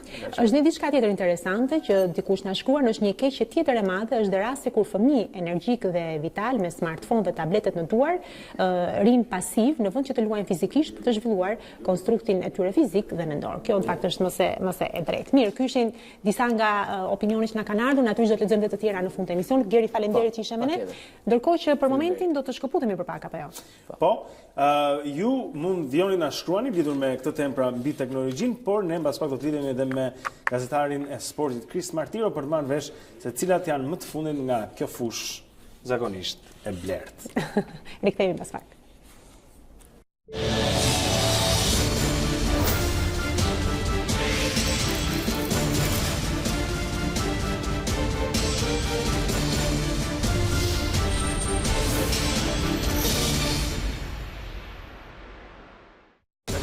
Këtu në programin Dita Jonë në ekranin e A2 CNN, unë jam Blendi bashkë me Aulonën, çdo mëngjes me ju. Me mua nuk ke njëri tjetër, më vjen keq mua do më kesh çdo mëngjes. Tani në mëngjes, në fakt kemi edhe njëri tjetër këtu në studio, i cili sapo na bashkohet, është me ne Chris Martiro, i cili do na informojë mbi më të fundit dhe zakonisht në fundjava ka shumë ngjarje sportive. Pra, më të fundit nga bota e sportit. Chris, mirëmëngjes. Mirëmëngjes. Mirëmëngjesit gjithëve, është e vërtet Blendi, ka qenë fundjavë dhe zhvillimet sportive kanë qenë të shumta. Ne do të nisim me një lajm nga vendi dhe do të flasim për Partizanin. Skuadra kryeqytetase po zhvillon një prej sezoneve më të mira të viteve të fundit. Të kuq ishin ekipi më i miri gjysmës së parë të sezonit duke kryesuar kampionatin. Për portierin Alban Hoxha, i cili konfirmohet si një prej më të mirëve në vend në rolin e tij, dhe sulmuesin e ri të talentuar Jurgen Bardi, po interesohet ekipi italian i Chievo Veronas. Nëse për portierin Hoxha ky do të ishte kalimi i shumë pritur në një ligë të madhe europiane, për 22 vjeçarin Bardi, Chievo mund të shërbejë si një trampolin në karrierë. Mbetemi në arenën vendase. Elmir Hasani është lojtari më i ri i Skënderbeut, mesfushor i lindur në Novi Sad të Serbisë dhe me një të kaluar në Superligën serbe ju bashkua korçarve për një provë, por i mjaftuan vetëm 24 orë për të bindur stafin teknik dhe drejtuesit. Vendimtare ishte paraqitja e 23 vjeçarit në miqësoren e fituar 4-1 ndaj Bylisit. Me njerë pas testit të zhvilluar, futbollisti firmosi kontratën me presidentin Ardian Takaj që e lidh Elmir Hasanin për 3 vitet e ardhshme me klubin e Skënderbeut. Juventus, Milan dhe Lazio bën detyrën dhe u kualifikuan në çerek finalet e Kupës së Italisë. Bardezint fituan 2-0 përballë Bolognas me golat e Bernardeskit dhe debutuesit Moise Kean. Ekipi Allegrit, i cili është fituesi 4 edicioneve të fundit të Kupës, do të përballet në çerek finale me fituesin e çiftit Cagliari Atalanta. Kualifikimi i vështirë ishte i Milanit përballë Sampdorias, ku qëzin fituan 2-0 vetëm në kohën shtesë. Ndërkohë nuk ka patur asnjë problem për Lacion që hodhi në fushë ekipin më të mirë përballë Novarës së kategorisë së tretë dhe regjistroi një fitore të thellë me rezultatin 4-1.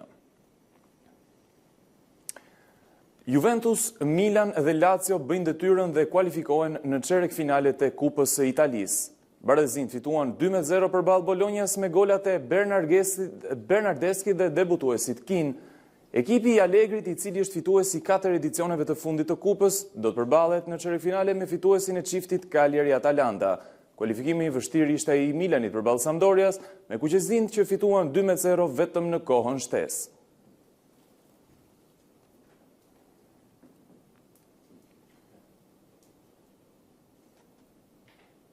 Nuk ka patur asnjë problem për Lacion që hodhi në fushë ekipin më të mirë përballë Novarës së kategorisë së tretë dhe regjistroi një fitore të thellë 4-1.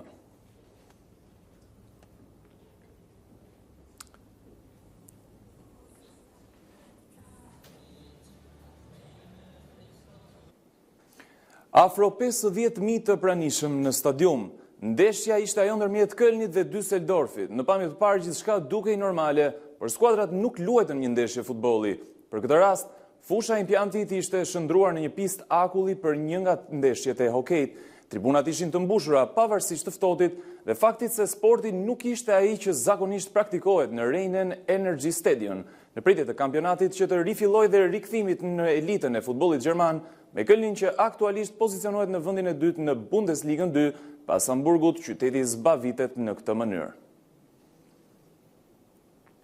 Kanë qenë këto të gjitha lajmet të flesh për hapësirën sportive, linja për ju Blendi dhe Aulona. Shumë faleminderit Krist. Okej, në këto momente doja të tregoja një nga këto videot cilat kanë bërë përshtypje shumë, edhe për shkak të njerëzisë që video vetë përfaqëson, por në njërin nga faqet e rrjeteve sociale të rrjetit CNN mund të shihni edhe një video ku një shofere e një linje autobusi në Milwaukee, në Shtetet e Bashkuara të Amerikës, ndërsa është duke kaluar, sheh një fëmijë të vogël që ecën këmbëzbathur në buzë të rrugës. Në fëmia duhet të jetë diku, një vajzë e vogël, pra diku tek 2 apo 3 vjeç, në temperaturat të cilat janë nën temperaturat e ngrirjes, dhe siç shkruan aty, pra fëmia ishte zbathur. Shoferja parkon autobusin, quhet Irena Ivic, dhe ka ndaluar dhe është vënë në ndjekje të foshnjës së vogël, duke marrë atë në krah dhe duke sjell brenda në autobusin e saj.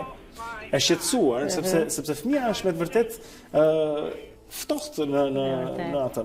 Njëra nga pasagjerët ka dhuruar pallton e saj për ta ngrohur përkohësisht dhe e gjitha merr një fund interesant, sepse në momentin që kanë mbritur edhe zjarfiksit dhe forcat e policisë për ta asistuar, gjumin ndërkohë në krah. Fëmia ka fjetur, po. Është ndjerë ngrohtë brenda atij xhupit të madh dhe ka fjetur.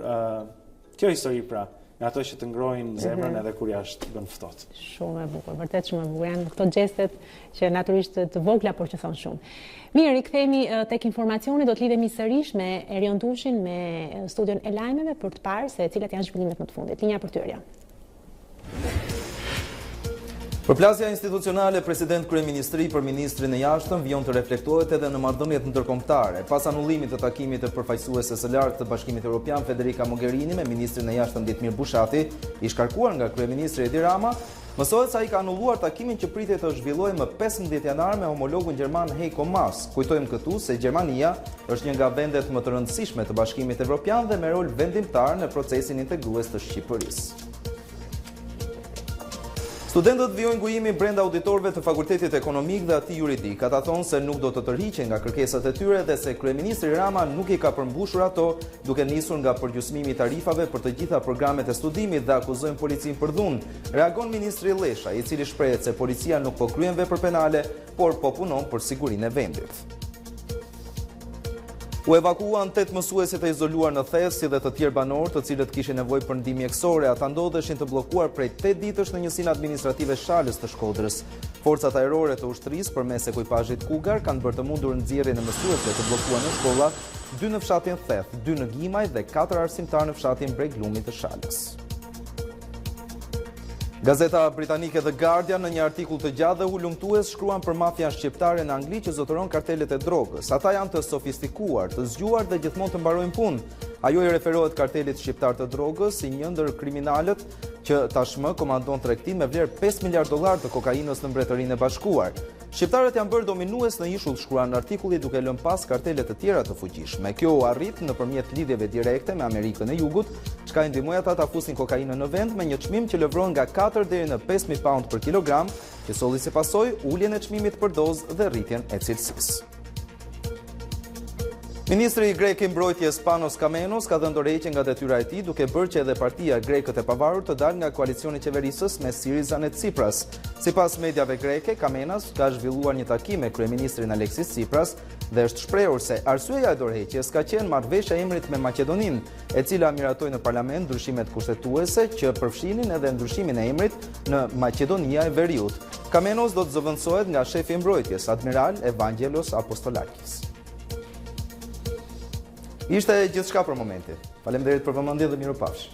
Faleminderit edhe ty Erion, ne do të rikthehemi edhe një herë në këtë anë të studios për të folur me meteorologen ton Tanja Porja për atë që e quajmë moti ekstra, ku ajo merret me një fenomen apo dukuri e cila është veçanërisht interesante nga moti. Dhe në fakt gjithmonë në kuadrin e kushteve të motit që ndodhemi, ne përgatisim dhe diçka ekstra në lidhje me kushtet e motit, pra me gjithë të ftohtën e acar që ka sjell kjo masë e ftohtë arktike në territorin shqiptar, por në pjesën më të madhe të Evropës, dhe është futur edhe në veriun e Afrikës, ka dhe diçka pozitive.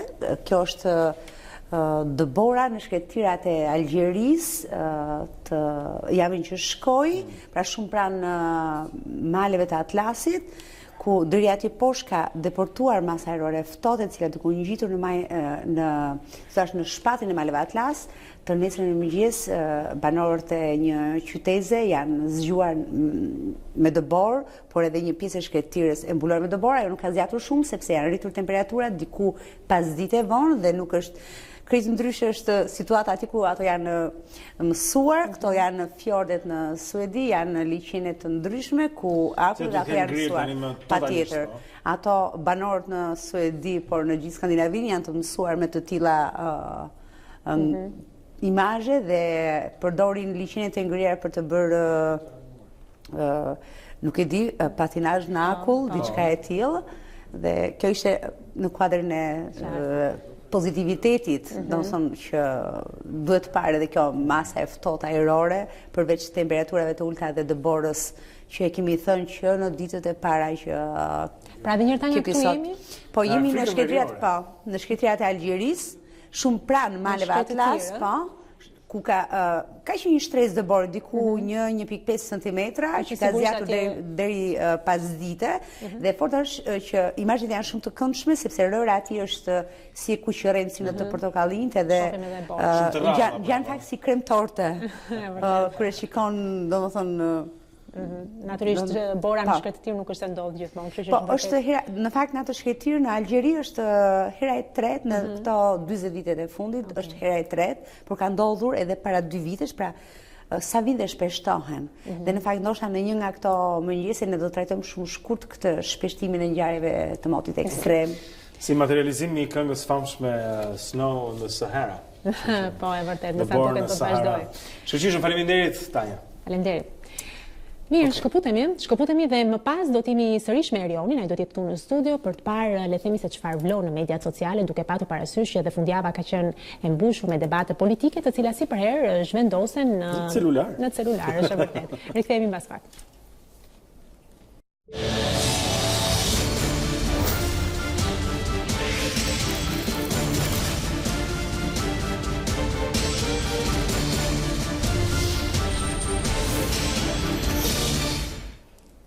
Okej, ja ku kthehemi edhe një herë në programin Dita Jonë këtu në A2 CNN, zërin zotrinj. Ky është momenti tani dhe ora shënon 8:18 minuta, kur ne do të shkojmë pak tek rrjetet sociale. Të shikojmë se çfarë ka gëluar, evluar në këto rrjete.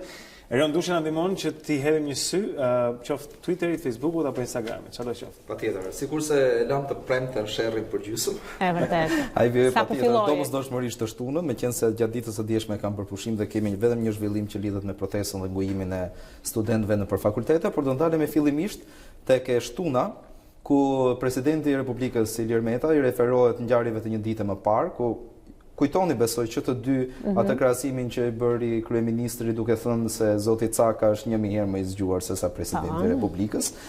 Dhe atëherë presidenti të nesërmen shkruan: Ministria për Evropën dhe Punët e Jashtme, jo autoshkollë ku ustaj duhet i udhëzoj të tjerëve se çfarë duhet të ndodhë dhe si duhet të ecin gjërat, mirë po është një vend në të cilin mund të dallohen të gjitha kapacitetet që Partia Socialiste ka për politikën e jashtme, sepasi është një faktor paqe e stabiliteti në rajon.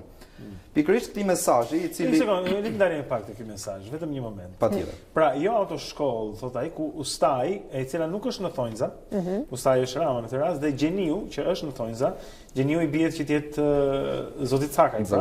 1000 herë më i zgjuar. Ajo që më bën përshtypje mua është që zoti Meta është duke folur për kapacitetet e Partisë Socialiste në këtë moment. Pra, se si Partia Socialiste ka shumë kapacitete, duket gati sikur ai do që të shkaktojë një konflikt midis kapaciteteve të Partisë Socialiste dhe ustajt në këtë rast. Ndoshta në pamje të parë duket kështu, mirë po duke ju referuar argumentave që presidenti i Republikës dha për mos dekretimin të zotit Cakaj si ministër për Evropën dhe punët e jashtme, normalisht që natyrshëm të shkon mendja që Partia Socialiste ka vërtet disa njerëz të cilët nuk janë për ndryshim kufish në Ballkan, sikurse ishte frika më e madhe asaj, dhe nuk bëjnë këto lëvizjet që për 7 muaj të paktën nuk kanë kërkuar atë certifikatën e sigurisë dhe e realizojnë atë për brenda 24 orëve. Por të ndalemi pikërisht te certifikata e sigurisë dhe te përgjigjja që kryeministri i referohet presidentit, duke thënë në një farë mënyrë që nuk do të merret me presidentin, mirë po natyrshëm merret me të.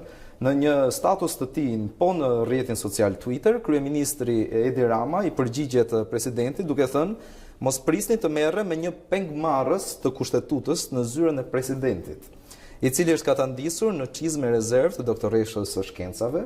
E kuptojmë të gjithë, besoj se për kë e ka doktoreshën e shkencave. Gjykatëria kushtetuese do t'ia fund kësaj maskarade, ndërsa vëmendja jon do të jetë gjitha tek njerëzit e zero tek çizmet. Pra, është një përgjigje standarde, për të thënë kështu, për t'i vënë kapakun një sherrri që u zhvillua në median sociale. Mirë po, në fjalinë e fundit lexojmë gjykatëria kushtetuese do ia fund kësaj maskarade.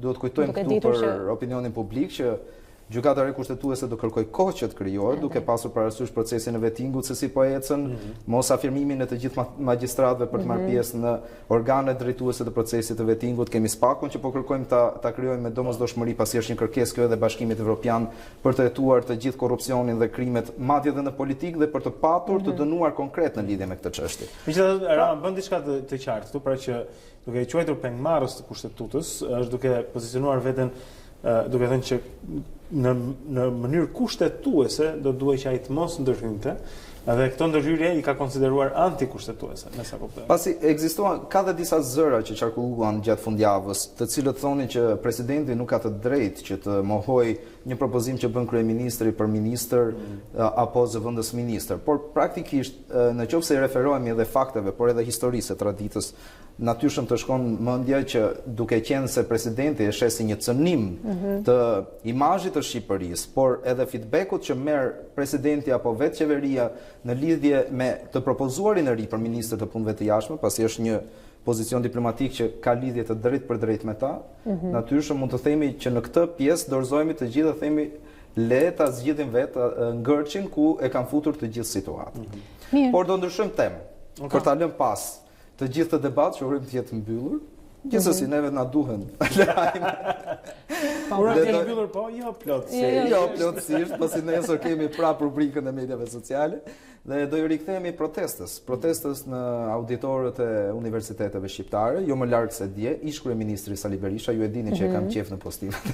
Normale, është njëri që është referuar me një status disi të gjatë pengmarrje, sikur se e quhen ai të universitetit nga kryeministri dhe uzurpatori, për të mos lejuar gjithashtu as studentët të jenë pjesë e auditoreve ku i takon atyre me gjithë drejt, por përmend gjithashtu sikur se edhe vetë studentët e përmendën gjatë ditës së dieshme që ka pasur dhunë nga ana e policisë për të nxjerrë ata jashtë. Mirëpo ministri Lesha i tha që policia po bën punën e vet, sikur se u njohëm edhe në fleshet informative, dhe lexoj vetëm: ju bëj thirrje të rinjve, të rejave, asistentëve, pedagogëve, prindërve, vëllezërve, motrave të studentëve dhe mbar shqiptarëve të mbështesin me gjithë forcat revolucionin demokratik studentore, që anë ish kryeministri këtë që po ndodh, pasi jo më larg se për sot është thirrur që ngujimi të shtohet në të gjitha fakultetet e vendit, duke marrë kështu sistemin universitar në dorë nga vetë studentët deri në plotësimin e të gjitha kërkesave sikurse kanë kërkuar ata.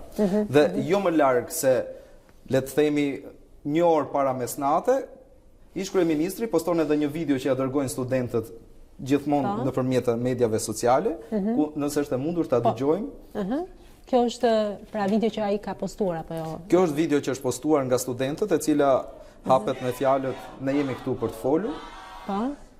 Dhe pastaj këndon një këngë që kohët e fundit është shumë e famshme, është një këngë e kantautorit Flori Mumaj, skena me u pa më bashkë. Po mirë, që kërka me nën kuptim. Ishte me nën kuptim. Dhe kjo ishte për ta thirrur të gjithë situatën. Pra kjo ishte çka ka publikuar. Kjo është ajo që ka publikuar. Ndërkohë po shikojmë edhe videon, ndoshta është pak errësirë, po të kuptojmë e kanë publikuar. Po sepse është në ambientet auditorëve ku ata janë të mbujuar. Mirë, edhe për qëndruar pikërisht në këtë temë, pra flasim për studentët, flasim për, le të themi, për vazhdimin e protestës tyre të ngujimeve në fakultete. Le të lidhemi tani edhe sërish me Mariglen Mullën, me gazetarin tonë, i cili në fillim të emisionit na informoi pra për atë çfarë pritet të ndodhte, po çojmë se si është aktualisht situata. Atëherë Mariglen, çfarë të reja kemi, çfarë mund ta përcjellësh? Atëherë Aulona Blendi, përshëndetje sërish nga Fakulteti Ekonomik këtu në Tiranë. Tashmë protesta e studentëve është vendosur në korridorin në hyrjen kryesore të universitetit. Një grumbull i madh i konsiderueshëm studentësh tashmë kanë dalë këtu në obor për të vijuar me thirrjet e tyre, dallohet dhe nga pamjet. Ata janë pro bojkotit. pra bëjmë thirrje për të bojkotuar mësimin. Të shikojmë këto pamje të drejtë për drejta. Pritet që të bashkohen dhe studentë të tjerë nga fakultetet të tjera, fakultetet të ndryshme të Tiranës, si ai i mjekësisë, ndërkohë që duhet theksuar gjithashtu që është vendosur një zëri që ditën e sotme të mos zhvillohet mësim siç po ndodh prej një jave këtu në Fakultetin e Ekonomisë. Më konkretisht Aulon, nëse dëshironi mund të marrim dhe mendimin e një studenti, nëse patjetër, kjo do na vente edhe më shumë atje që dëgjojmë drejt për drejt nga studentët zërat e tyre. Nga të shohim deri tani pra, nuk është një numër shumë i madh, por pak të vazhdoj gjithë ata që janë aty. Nuk e di. Si nuk e dëgjova çfarë. Do vazhdoj protesta sot në Do vazhdojnë deri në fund. Atëherë përpiqem të marrim një tjetër zonë, por gjithsesi ndoshta është pak e vështirë sepse janë duke organizuar, megjithatë kanë zgjedhur mënyrën e tyre të protestojnë. Po. Çfarë vendimi është marrë për gjatë orëve të natës dhe mëngjesit në sotëm? Si do të vijë këtë situatë? Atëherë, mbas mbledhjes që është bërë dje në orën 6 pas ditën e Fakultetit të Ekonomisë, që ka qenë një mbledhje masive me një shumicë të madhe studentësh, është marrë vendim unanim që Fakulteti i Ekonomisë do të vazhdojë protestën në formë bojkotimi dhe ngujimi. Bojkoti është masiv, është me shumicë dhe normalisht që ka dhe persona që mund të duan të zhvillojnë mësim dhe absolutisht që nuk është se do t'i pengojmë. Është vullneti dhe dëshira e secilit të bëjmë mësim, të kërkojmë mësim, ama përderisa shumica dërmuese është për bojkot, ne i ftojmë dhe ata që janë për mësim, na bashkohen dhe mos të shkojnë ato auditore që akoma nuk kanë as karrige ku të ulen dhe akoma nuk kanë as ngrohtë, pra nuk kanë as kushtet minimale, nuk kanë as banjo që shkarkojnë ujë dhe asgjë tjetër. Pra përveç kushteve minimale që ju sapo përmendët dhe tarifave, cilat janë dy kërkesat themelore profesorët tuaj që ju nuk pushoni pet them. Atëherë, kërkesa më bazike për sa i përket protestës tonë është që të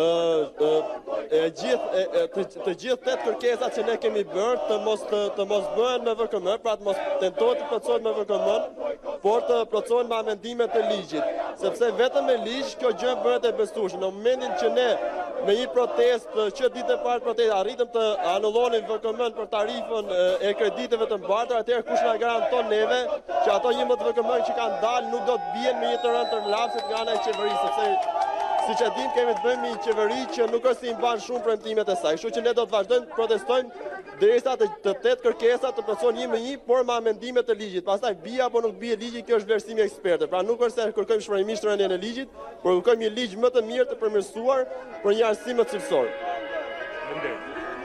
Atëherë, Aulona, Blendi, paka shumë kjo është situata këtu te Fakulteti i Ekonomisë. Shumë faleminderit Marglen për këtë lidhje të dytë midis nesh sot. Do të shikoja ndërkohë, po shikoja pak edhe nga Twitterin e zotit Braçi, tani më është zëvendës kryeministër, edhe personi i cili është ngarkuar, si thua, me këtë situatë nga kryeministri, ai shkruan para 12 orësh, një klasë nuk mund të bllokojë një fakultet, disa klasa në disa fakultete nuk mund të bllokojnë një universitet dhe 5 universitete nuk mund t'ju djegin vitin 60 apo 70.000 studentë. Një klasë përballë 70.000-ve është e padrejtë, e pandershme, e dhunshme dhe partijake. Shkruan zoti Braçi, me sa duket kjo do të krijojë një përplasje. E vërtetë. Megjithatë, pikërisht mbas pak për këtë dhe jo vetëm për këtë, por edhe për situatën politike, të paktën çfarë mund të parashikohet se mund të ndodhë gjatë kësaj jave, do të kemi dhe producenten ton Merita Agla, e cila do të na bëjë ndoshta deri diku dhe një koment të kësaj situate, por do të shkëputemi për pak dhe do të jemi sërish së bashku në Dita Jonë, mos u largoni.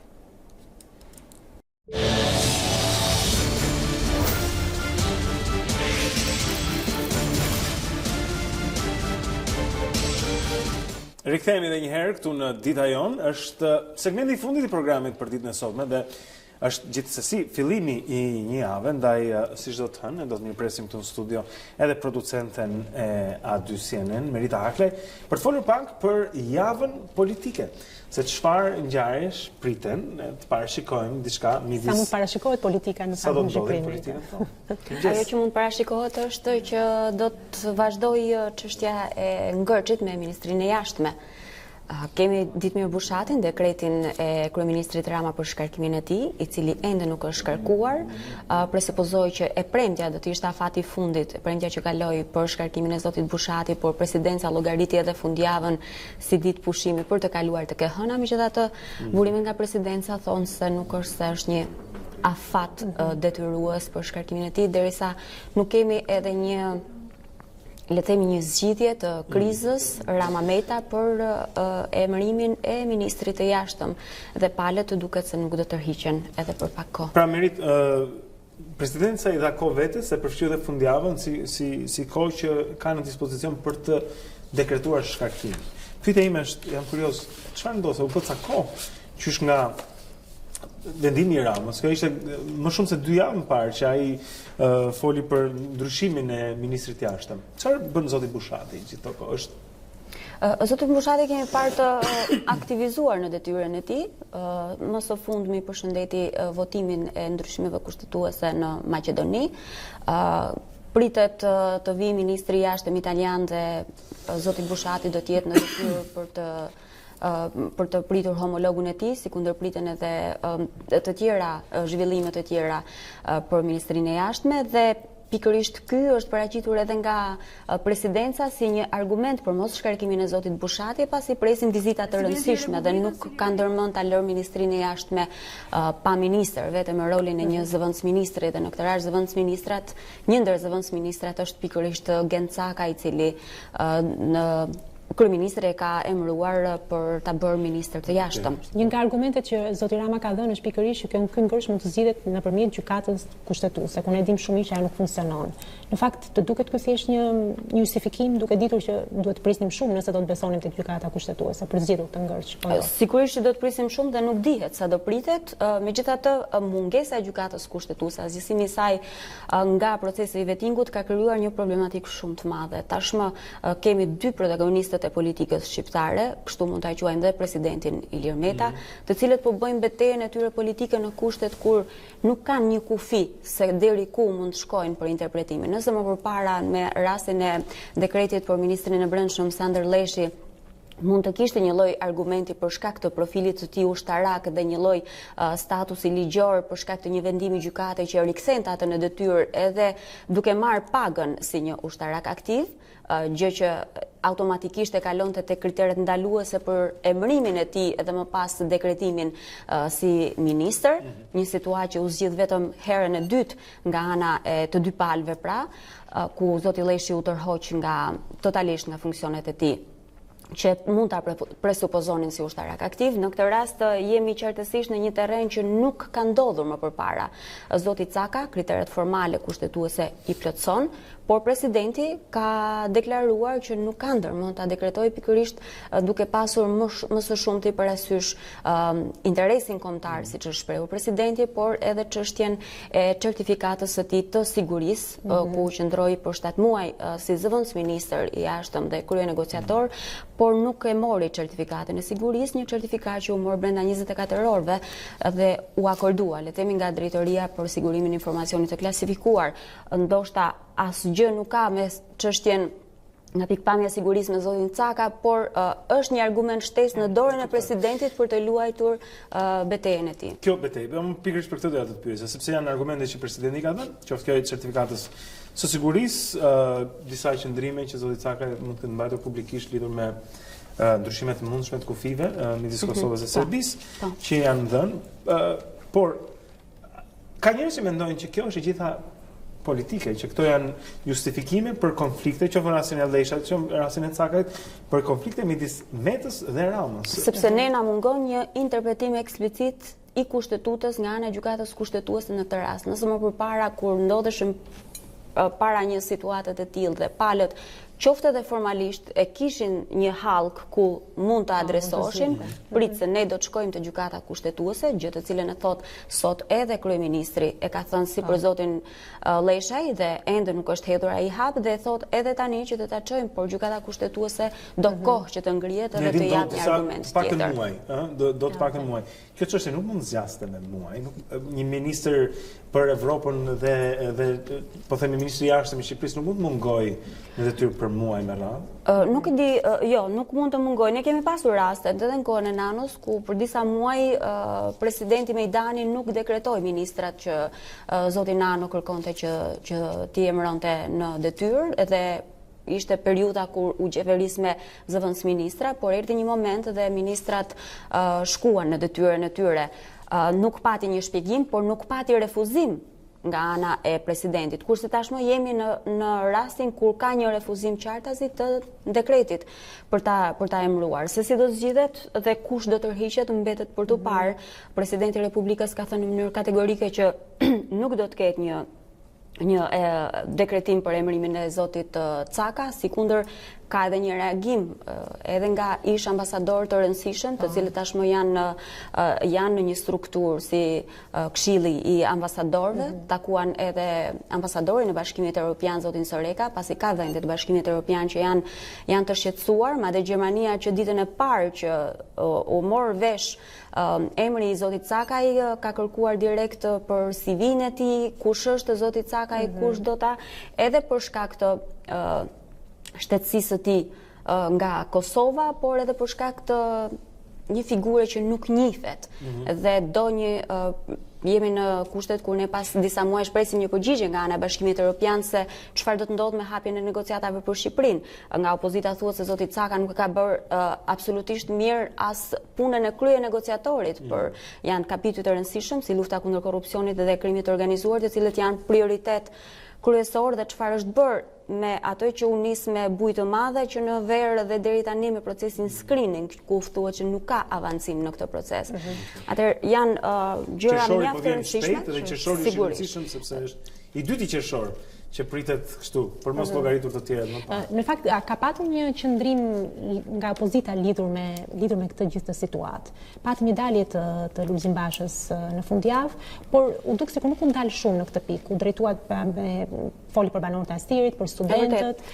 Ka një qëndrim të qartë opozitës në lidhje me gjithë të që po ndodh këtij debati Rama-Meta? Opozita kërkon largimin e kryeministrit Rama dhe çfarë do lloj ndryshimi në qeveri sipas saj është një fasad, por që nuk jep zgjidhje në thelb keq qeverisjes. Ky ka qenë argumenti kryesor. Sikundër ajo që sapo përmenda që zoti Caka nuk bën për ministër të punëve të jashtme për shkak të sepse nuk ka shkëlqyer deri tani në postin e zëvendës ministrit dhe të krye negociatorit, por specifikisht për çështjen e qëndrimeve të tij sa i përket korrigjimit të kufive Serbi-Kosovë.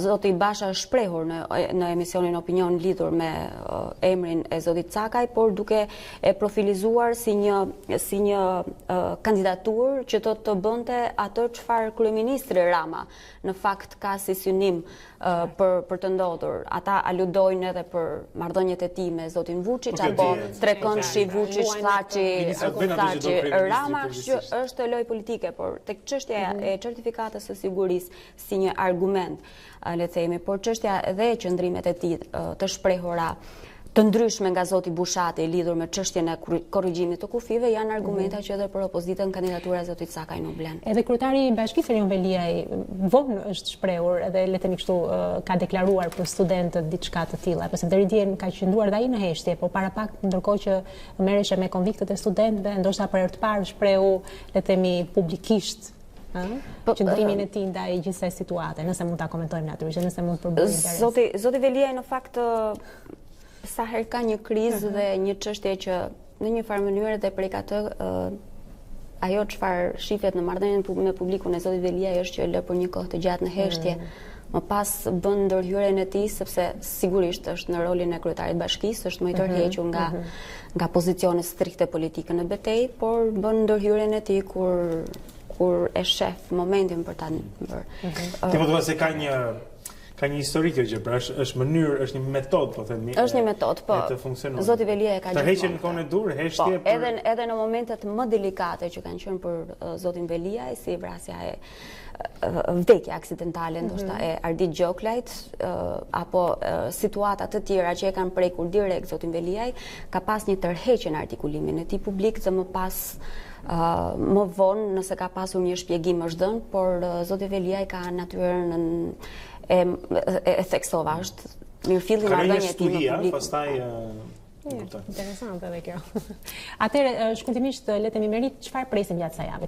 Çfarë mund të ndodhë? Çështja kryesore është në vazhdimsi, çështja që diskutuam deri tani, ajo është çështja e ministrit të jashtëm dhe më pas jemi në ditët e fundit, fillon me 21 fillon sesioni i ri parlamentar dhe votimi i ministrave të rinj, ministrat e tjerë, le të themi dekretet dhe e shkarkimit edhe të emërimit. Presim për të parë se si do të marrë zgjidhje kjo, ndërkohë që opozita do të ketë edhe aktivizimin e saj edhe në terren me strukturat, me Do të pyesja për opozitën, a ka rënë, po flas tani për opozitën përtej Partisë Demokratike, pra edhe partitë tjera. Ka rënë përfundimisht dakord për një rikthim në parlament apo nuk ka një vendim final, por ajo çfarë se disa nga aleatët janë shprehur që duhet të absolutisht. Zoti Mediu për shembull është në mënyrë të qartë, është shprehur edhe në studion ton, është shprehur që roli i opozitës duhet jetë në parlament, aty është aktive. Kemi një thirrje nga ana e presidentit të Republikës që opozita duhet të jetë në parlament, sepse aty janë më të dëgjueshme dhe më konstruktiviteti i saj në këtë mënyrë në parlament është edhe në të mirën e publikut. Kemi pavendosmëri edhe vetë brenda radhëve të demokratëve. Dikush është i prirur për të shkuar në parlament, dikush është, megjithatë jemi pra diku diskutuar para një vendimi final. Kemi një hap të hedhur nga ana e Partisë Demokratike për një komision hetimor për çështjen e drejtorisë së sigurimit të informacionit klasifikuar. Ndoshta kjo është edhe një mënyrë dhe një argument që ajo të përfshihet në jetën parlamentare që më 21 janar. Do të presim për një vendim final, por megjithatë ka edhe mjaft të zëra brenda Partisë Demokratike që paralajmërojnë një radikalizim të situatës, bojkotet e ndoshta edhe një lloj krize që i paraprin zgjedhjeve vendore, pasi Partia Demokratike po synon që zgjedhjet të shtyhen.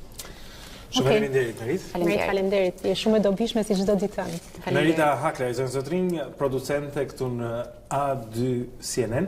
Ne do të themi mbas pak për të fundit fare në Dita Jonë për sot.